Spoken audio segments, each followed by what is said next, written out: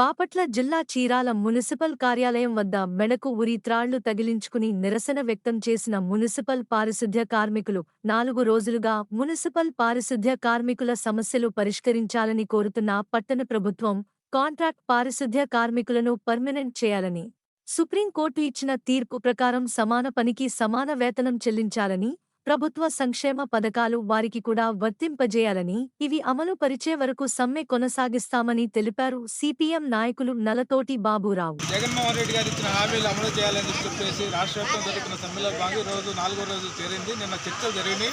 రాష్ట్ర ప్రభుత్వంతో ఆర్థికపరమైన అంశాలు పరిష్కారం కాకుండా ఇతర విషయాలు పరిష్కారం చేస్తామని చెప్పేసి మున్సిపల్ శాఖ మంత్రి సురేష్ గారు తెలియజేశారు.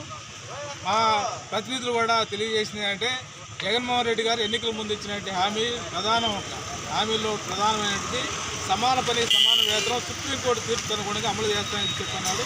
దీని పట్ల స్పష్టత రాలేదు. అట్నే పర్మనెంట్ చేస్తామని చెప్పన్నాడు. దీని పట్ల కూడా స్పష్టత ఇవ్వలేదు. ఈ రెండు ప్రధానమైన డిమాండ్లు ఈ కాకుండా మిగిలిన విషయాలన్నీ మాట్లాడారు. ప్రధానంగా ఆర్థికంగా కార్మికులు నేరుగా లబ్ధి చేకూరేది సమాన పని సమాన వేతనం ఇవ్వాలి లేదా పర్మనెంట్ చేయాలి. పర్మనెంట్ చేసి పర్మనెంట్ కార్మికులకు ఎన్ని రకాల బెనిఫిట్స్ అయితే వస్తున్నాయో అన్ని రకాల బెనిఫిట్స్ ఇవ్వాలని చెప్పేసుకున్నాం.